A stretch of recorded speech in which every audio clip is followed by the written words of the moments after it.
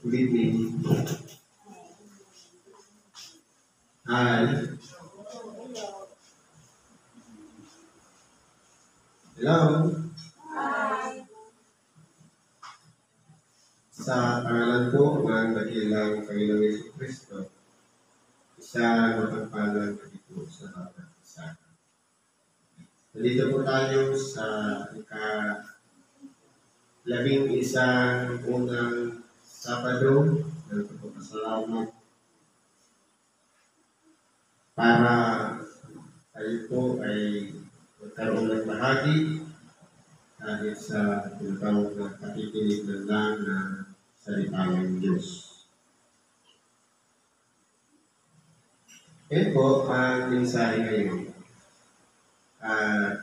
Tungkol doon sa isang kasaysayan ating bumibigyan ng buhay sa Ebanghelyo ni San Lucas. Kapitulo 17, versikulo 11 hanggang 19. Sabi po dito, at nangyari na samantalang sila'y napagpatungo sa Jerusalem, na siya'y nagdaraan sa mga hangganan ng Samaria at Galilea. At sa pagpasok niya sa isang nayon, ay sinalubong siya ng 10 lalaking hitungin na nagsitigil sa marami. Ito, kung aralin natin, isa itong parte na kung saan ang ating dakilang Panginoon.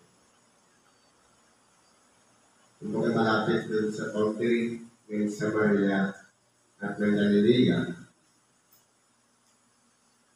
nasalubong po siya ng 10 hitungin. Kaya po, kung titingnan natin, yung sitwasyon, parang sa daan, pagdaraanan natin dakilang Panginoon, nasalubong siya ng 10 hitungin. Nung lumagpas na,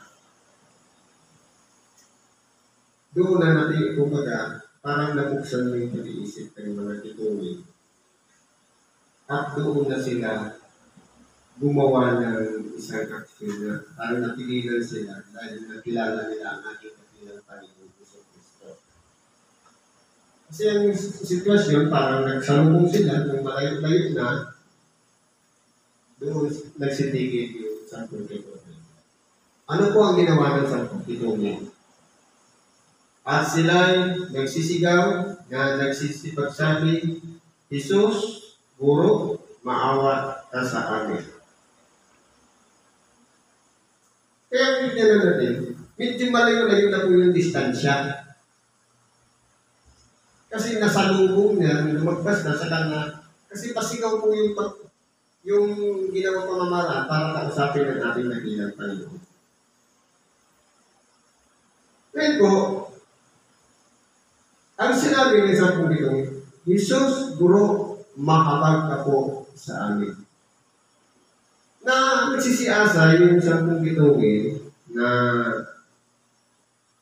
sila pagilingin ng ating dakilang Panginoon. Pero kung titingnan natin yung nangyari, sabi dito, at pagkakita niya sa kanila, ay sinabi niya sa kanila, magsihali kayo at kayo ipakita sa mga saserdote.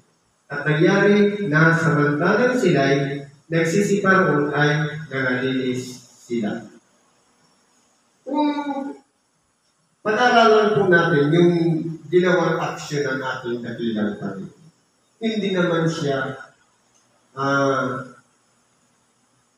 kumbaga, iba yung response kasi ng ating dakilang Panginoon doon sa 10 hitungin.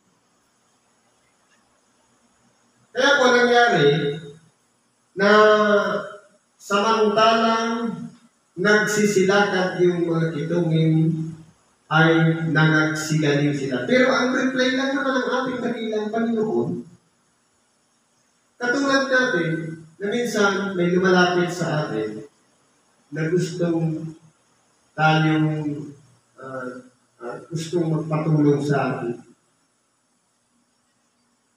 Halimbawa, sabihin natin, gusto kong magpagamot.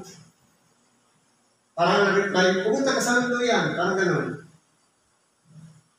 Ngayon, ang nangyari, dahil nga pinakinggan nila yung sinabi ng ating dakilang Panginoon, napakita sa mga saserdote, na ano naman ang gagawin ng mga saserdote sa kanila.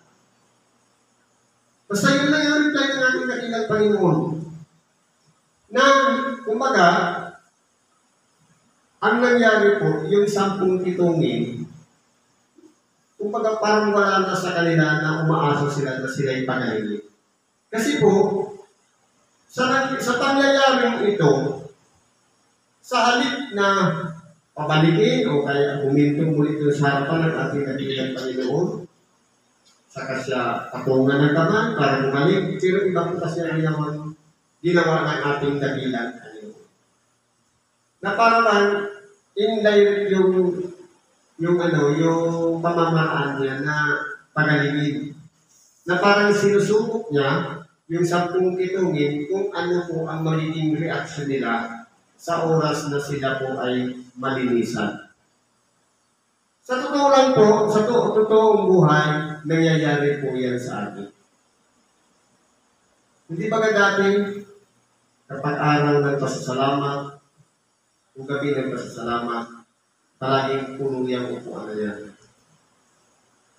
Pero bakit kung kaya nagkakaunti yung tao ngayon, ibinabaan na yung sitas na ito?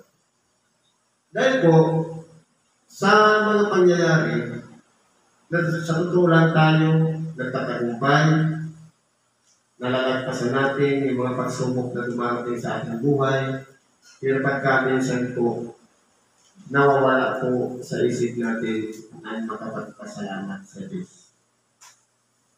Kaya po ang nangyayari, kumbaga, sa katagalan ba naman ng Diyos na kung titingnan natin, wala naman siya ibang inaasahan, kundi pasalamatan siya.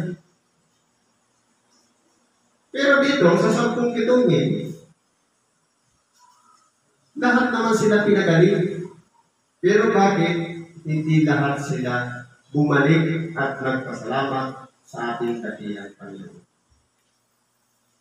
Bakit po? Ano po ang nangyari? Nung sila'y habang pumaparoon sa saserdote, ay nangalinis sila.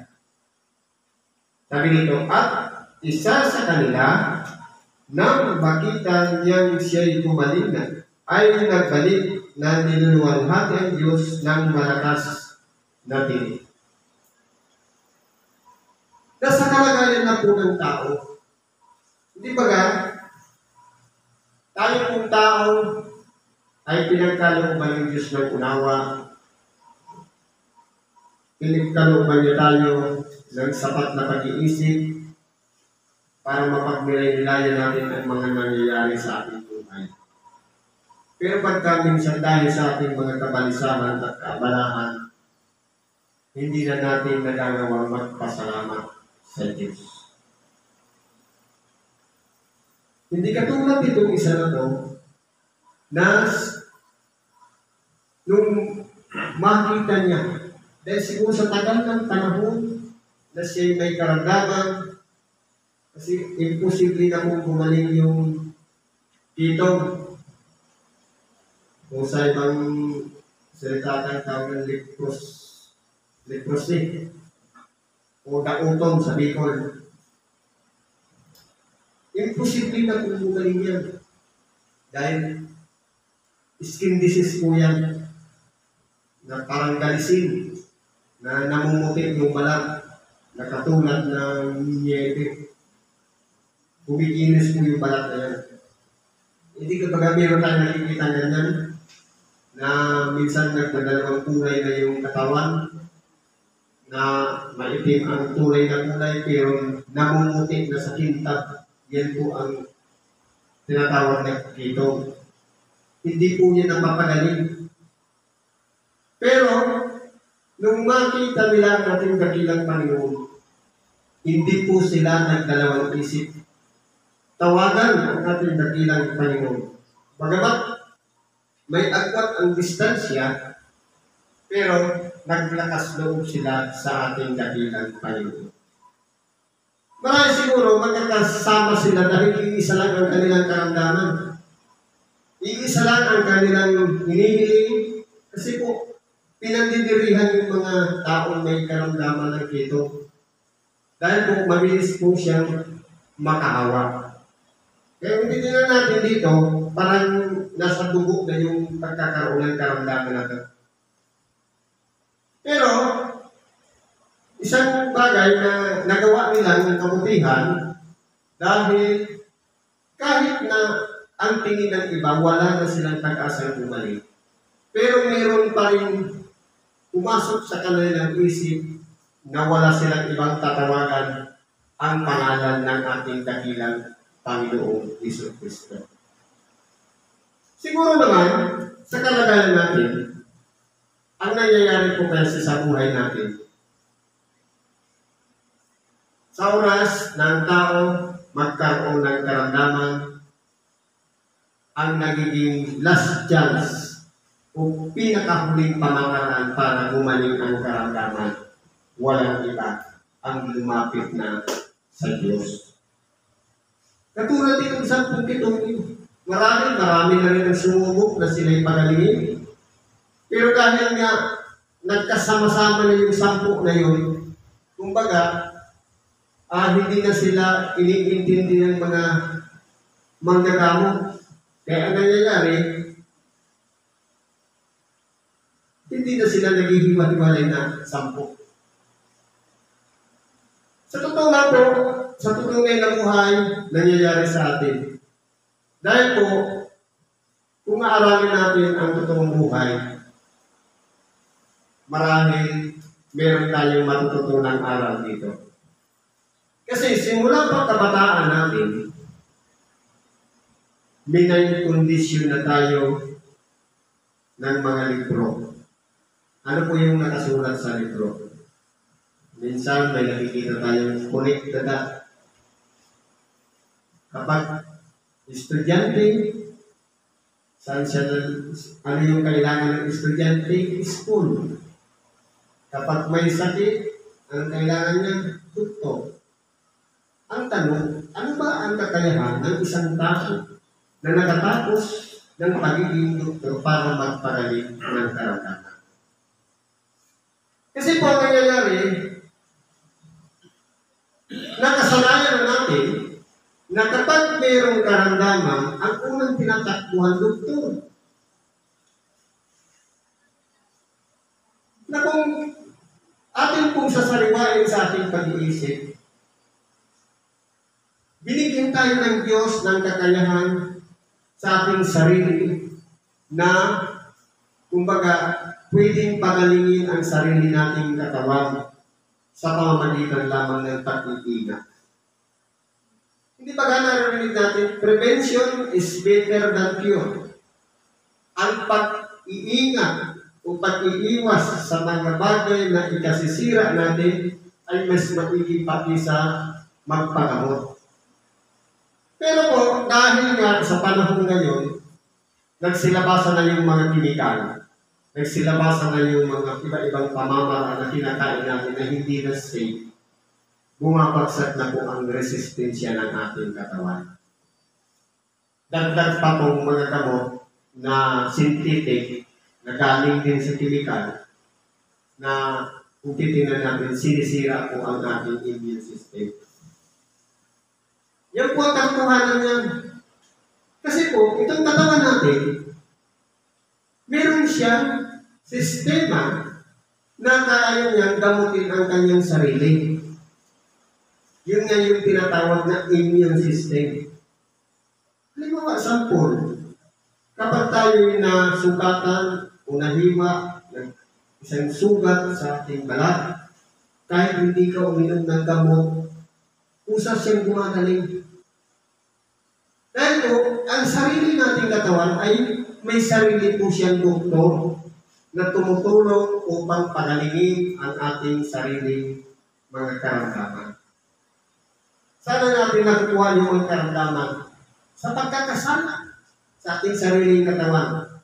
na pagkaminsan kahit bawal na kinakain pa, kahit mataas ng presyo ng dugo, sige pa rin nagsigis sa mga bawal, sa mga hindi dapat kainin. Na kumbaga, sumusuko na ang ating system ng katawan, kinakain pa natin. Kaya nangyayari, napapahamak ang ating katawan. Bakit ko po ito sinishare? Kasi po, katulad din ito nitong 10 kitungin, na kung saan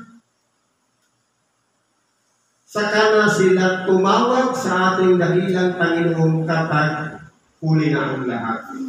Pero mabuti, dahil doon sa 10 kitungin, may para silang napigilan na parang may umano sa isip nila na bakit kaya hindi natin subukan sa kuro o sa ating dakilang Panginoong Jesucristo. Na para magkaroon ng chance na sila'y pagaling. Kasi kung anong nangyari, katulad sa buhay natin, kung saan malala na ang sitwasyon ng isang may karamdaman, saka na nakakatawag ng Diyos ko po. Pero, nung kalakasan, nakalimutan man lang manalangin, magpasalamat sa Diyos, humingi ng gabay sa pang-araw-araw na pamumuhay. Kumbaga, parang nangyayari, inisip lamang sariling kalagayan, walang puwang ang Diyos sa puso. Kaya nangyayari, kung kapag wala na ang isang taong mapaghuhugutan ng panggastos sa kanya lumalapit sa Diyos. Pansinin natin yung mga nasa ospital. Inibaga, kahit sa hospital, mayroon siyang chapel. Na yun yung pinaka-last na pamamaraan, lalong-lalo na sa mga inoperahan, sa mga critical na kondisyon. Naaalala na mayroon ng maliit na chapel para doon idulog ang mga isang kahiligan na kung maaari, bigyan pa ng chance ang mahal natin sa buhay. E paano kung huli na? Sirang-sira na ang sistema. Sirang-sira na ang katawan. Kaya po, nung kabataan, binayang-kondisyon kasi tayo. Ang unang nalapitan, doktor, tao lang din na may kahinaan, nagkakasakit din, nagkakaroon ng karamdaman at namamatay. Bakit hindi natin lapitan? Walang iba ang Diyos na makapangyarihan sa lahat. Nauna, siya nagbigay sa atin ng chance para mabuhay dito sa ibabaw ng sanglibutan. Siya po ang nagbigay ng pagkakataon para dugtungan ang ating buhay at pagkalooban niya tayo ng mabuting kalusugan. Pero pagkaminsan, saka na lang natin naaalala, lumapit sa Diyos kapag bumabagsak na ang ating katawan. E samantalang malakas pa, hindi man lang nakaaalalang magsimba o manalangin o magpasalamat sa Diyos. Kung kailan nagkasakit na ng malala, sa totoo lang po, dapat ang katawan ng tao ay malakas. Limot po yan sa Diyos. Pero sa oras na galawin ang katawan na yan at nagkaroon ng karamdaman, doon na po nagbibigay ng kumbaga lakas loob na lumapit sa Diyos. Isupok ang sarili, baka bigyan pa ng chance para pagalingin ang ating karamdaman. Kaya po dito sa bagay na ito po ay magsisilbing aral sa bawat isa sa atin na maging katulad sana tayo nitong 10 kitungin na kinakailangan gawin nating priority ang lumapit sa ating dakilang Panginoon. Marahil baka dahil lang sa pagkakasala kaya nagkaroon tayo ng karamdaman na sa inaakala natin mali pala yung ginawa nating pamamaraan na nasira na nga ng mga kinakain nating kimikal. Ang ibibigay naman ng doktor, chemical pa rin, hindi mas lalong na natuluyan, nasira na natuluyan yung kidney. E paano pa isusog kung manas na? Wala na, bagsak na ang katawan. E paano pa kayo naayusin kung hindi na kaya tagalingin? Dahil nasira na. Nagkapatong-patong na yung mga chemical sa katawan. Kaya po, dito sa araw na ito, palagi natin ilalagay sa ating sarili, priority natin lumapit sa Diyos, sa ating dakilang Panginoong Jesucristo. Pero ang mahirap, kapag pinagaling na, wala nang uwang sa isip ang muling bumalik at magpasalamat sa Diyos. Kaya ano po nangyayari? Kapag nagkaroon ng karamdaman, tutulungan, gagaling, kapag medyo okay na yung kondisyon, babalik ka naman sa dating kalagayan. Na ang nangyayari, mas lalo pang nasisira yung, kumbaga, yung dating kalagayan na madali lang gamutin, lumalala sa muling pagbalik. Na nakasanayan natin ang tao na nabina. Nasa kasulatan po yan.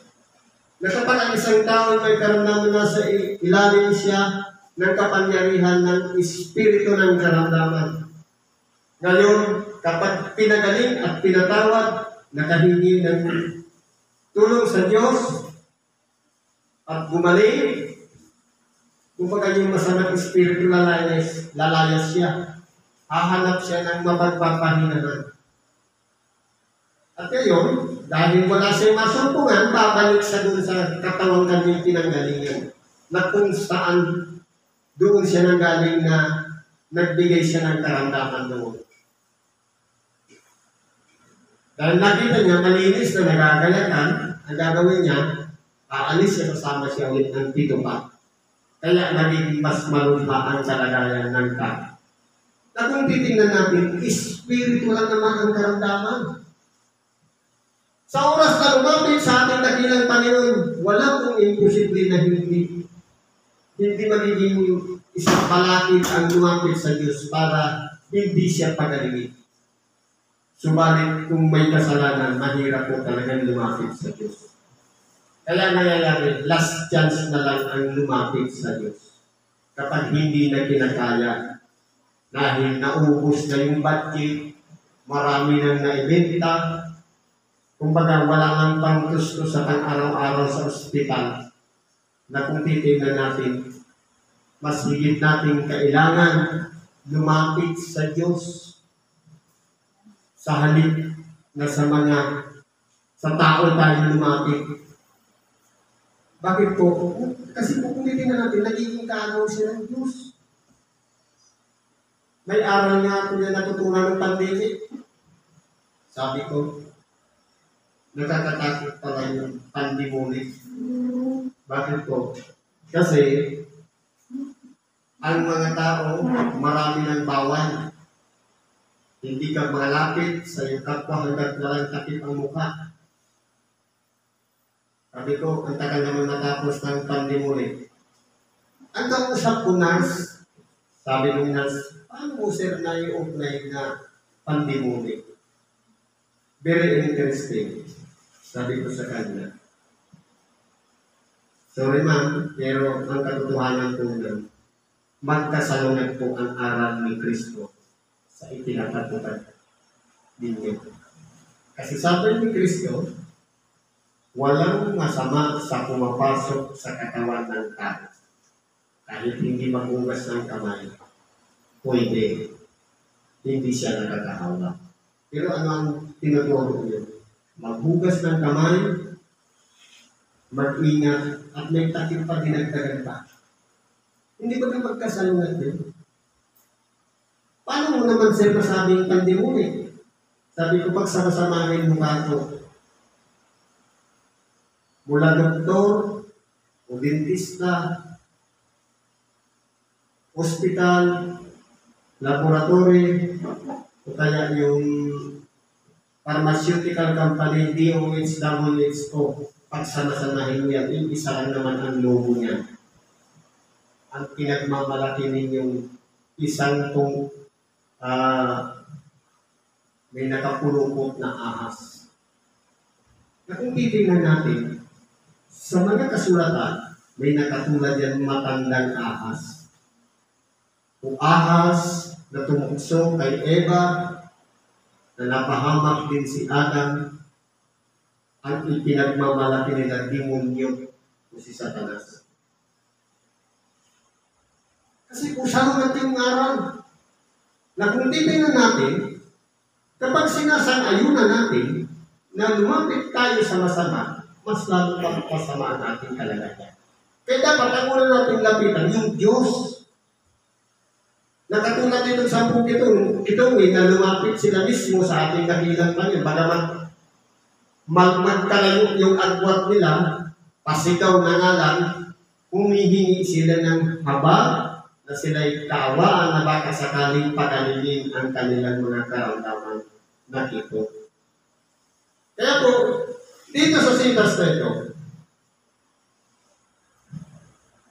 sa mga nangyayari, hindi naman pinawakan ng ating dakilang Panginoon yung ituloy. At hindi rin niya sinabihan na pagagalingin niya. At hindi niya rin sinabihan na lumapit sa kanya para mahawakan niya, mapatong niya ang kanyang kamay para lumalik. Ang sinabi lang niya, pakita kayo sa saserdote. Dahil sila, sa pag-aakala nilang saserdote ang tutulong sa kanila, nagpatuloy sila ng lakad. Pero habang mula doon sa pinanggagalingan nila, papunta doon sa saserdote, sila po ay nangalinisan. Pero po, doon sa siyam, hindi man lang pumasok sa kanilang isip na maalala nila na sila'y pinagaling sa pamamagitan ng paglapit naman sa ating dakilang Panginoon.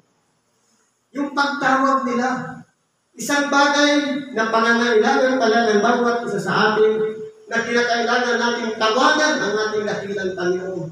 Bagamat may bumabalakid sa atin at sa Kanya ang kasalanan, pero handa niya po tayong patawarin at tulungan tayo na pagalingin ang ating mga karamdaman. Kaya dito sa bagay na ito, simple lang naman ang sinabi ng ating dakilang Panginoon. Dahil, kung titingnan natin, ang bawat pinapagaling noon ay nagpapakita sa saserdote para sa handog o alay bilang pasasalamat na sila'y pinagaling. Hindi pa nga sila pinamagaling, papunta na sila sa saserdote. Ngayon ang ginawa, tumiritso ngayon yung siyam. Doon sila naghandog, pero yung isa lang na nagpasalamat, yung taga-ibang bayan pa, o Samaritana. Kaya yan po ang realidad ng buhay. Sa 10 tinulungan, isa lang po yan ang babalik. Hindi ba nga nangyayari sa akin dito? Maraming dumarating na mga may karamdaman. Sa 10 pinagaling minsan sa isang araw ng pagpapasalamat, minsan wala na may karamdaman ang makapagpasalamat na sila'y pinagaling. Kasi dito sa 10 kitong isa lang ang bumalik. At ito na yung isa na naririyan sa upuan, nagpapasalamat tuwing first Saturday of the month, palaging pabalik-balik sa templo dahil pinagaling ang kanilang karamdaman. Ito na yung mga Samaritano na malayo sa lugar na ito na pinagaling ng Diyos dahil lamang sa ating paglapit sa Kanya. Tuloy natin. Ang ginawa ng Samaritano, sabi dito, at siya'y nagpatira pa sa kanyang paanan na nagpapasalamat sa Kanya at siya'y isang Samaritano. At pagsagot ni Jesus ay nagsabi, hindi baga 10 ang nagsilinis, datapwat saan ang naroon ang siyam. Na para bagang kung titinan natin, tinulungan ng ating dakilang Panginoon. Hinahanap niya yung iba nag-umaling sa kanilang karamdaman. Dahil bakit ang ating dakilang Panginoon, hindi pa sila nakakarating doon sa saserdote, nagsigaling na sila. Pero isa lang ang napansin niya ang kanyang sarili na malinis na ang kanyang kitong. At ito yung nagbukas sa kanyang pag-iisip na iwanan niya yung siya, bumalik siya sa ating dakilang Panginoon. Ang ginawa niya, nagpapirapat siya. Ang tanong, hindi ba ka sa lahat ng narito sa ibabaw ng sanlibutan, kahit ang hilman, kapag ang isang tao ay lumapit at nagpapirapat, sinasawa niya, huwag mong gawin yan, ako'y kapwa mo ring lingko. Pero nung ginawa ng Samaritano sa harapan ng ating dakilang Panginoon, nagpapirapa sa kanya, hindi po tinuturan ng ating dakilang Panginoon. Dahil marapat lamang na siya'y magpapirapat tayo sa kanya. Magpasalamat tayo sa kanya. Bagamat nasa kalagayan siyang tao, nagkataon-taon na siya.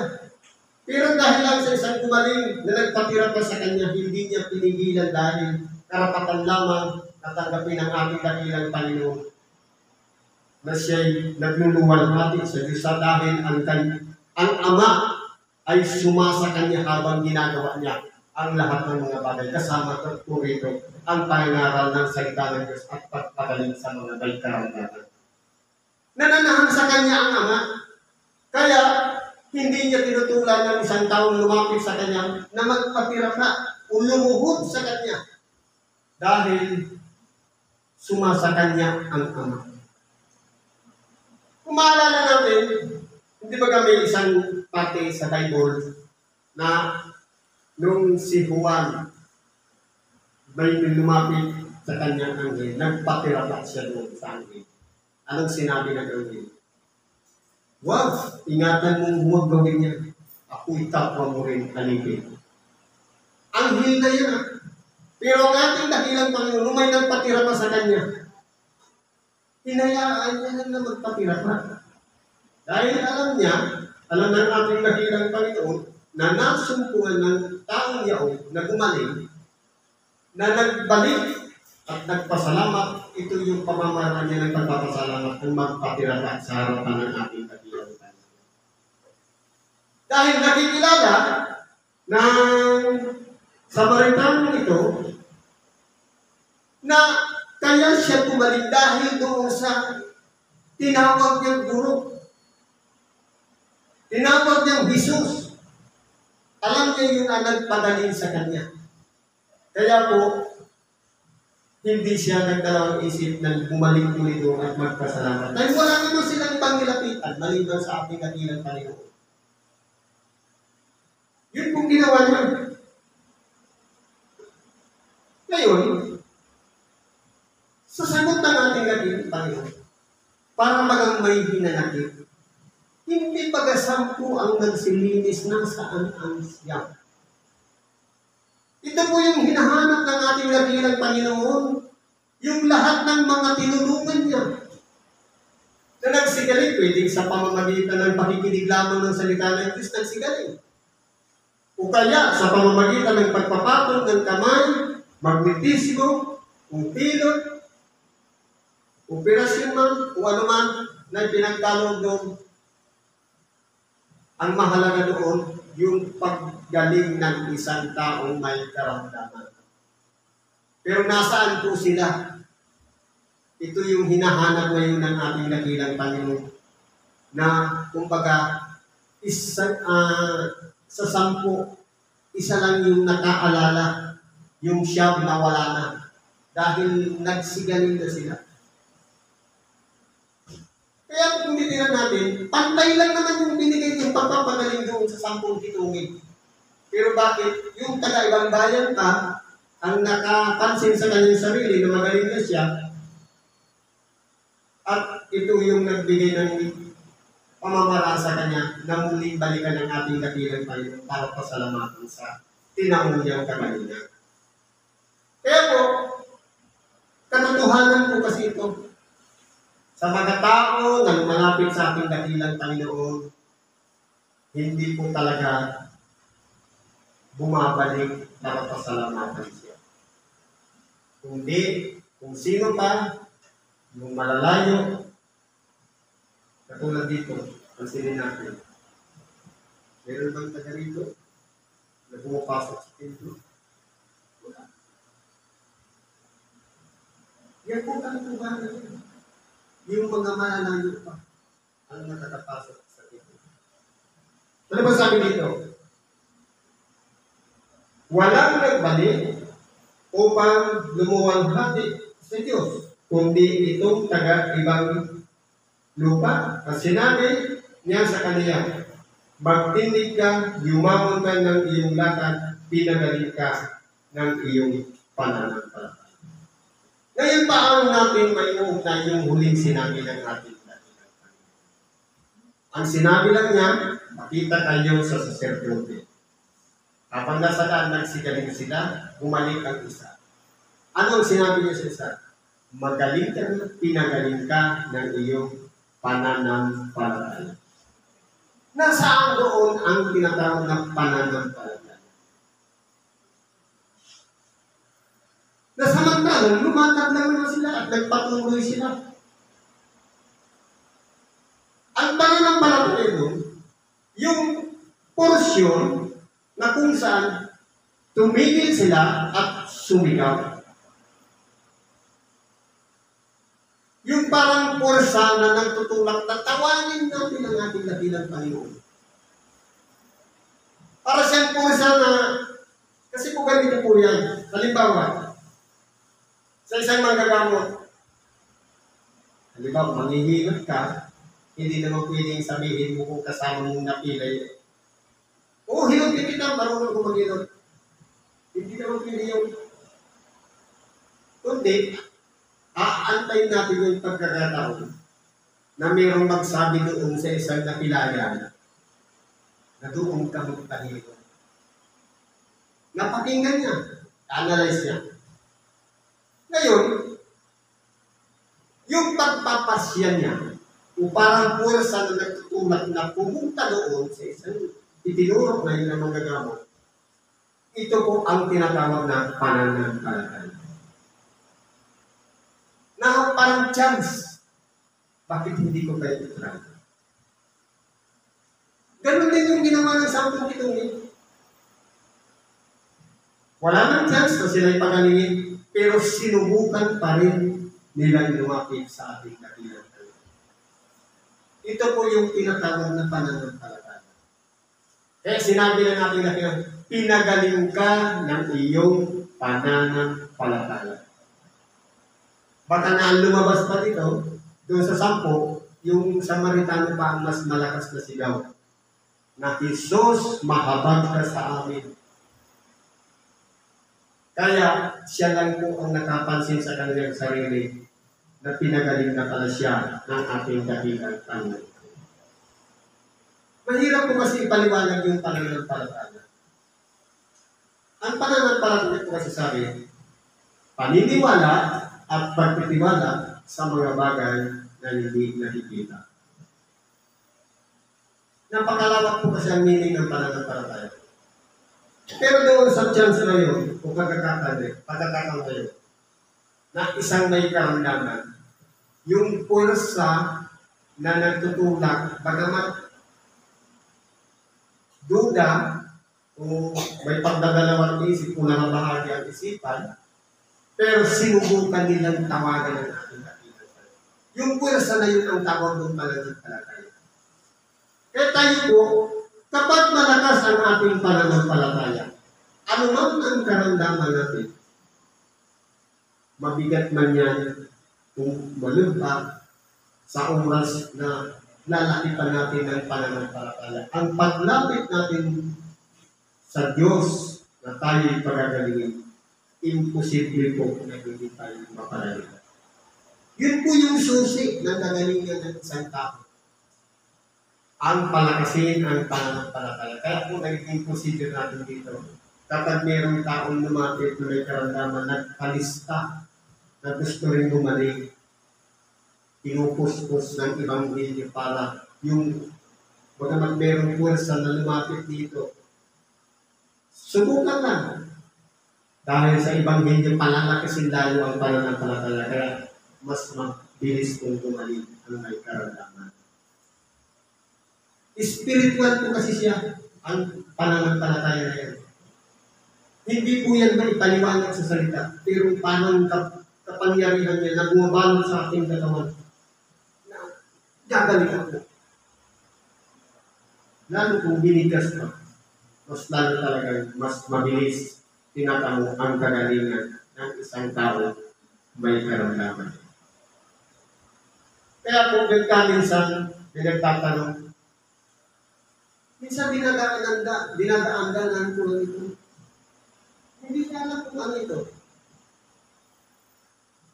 Parang nilalagpasan na.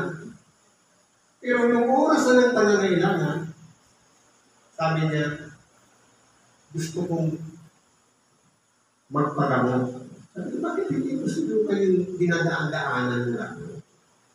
Umasok ka dyan. Humingi ka ng tawad sa Diyos, baka sakali may chance pa, pagalingin ang karamdaman.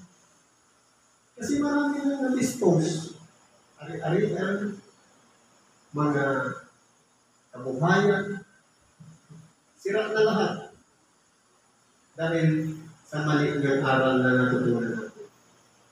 Na may kondisyon tayo dahil tayo kumikita, ang nagiging priority natin, ang nangangailangan natin ng panggastos, ang doktor naman binabayaran, parang ganun nangyari.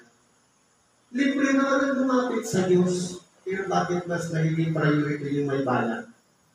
Yan po ang realidad ng buhay dito sa ibabaw ng sarili. Walang bayad lumapit sa ating dakilang Panginoon sa Diyos na makapangyarihan sa lahat. Pero mas pinili ng tao ang lapitan ang isang doktor na palaging may bayad ang bawat servisyo. Siguro yan lang ang nababagi natin sa oras na ito. Salamat po sa Diyos at nawala itintal natin sa ating pag-iisip yung realidad natin. Lumapit tayo, priority natin, kung gawin natin priority ang Diyos sa lahat ng oras ng ating pamumuhay, lalo-lalo na sa mga oras ng pangangailangan. Nandyan lang siya, nag-aabang lang. Nasa atin na lang ang pagpapasya kung sino ba ang magiging priority natin sa ating buhay. Si Kristo ba? O ang katulad din natin tao na nagkakasakit din, nagkakaroon ng karamdaman at namamatay. Unoon tayo kay Kristo na walang kamatayan. Salamat po at isang pagpapalagay sa bawat isa.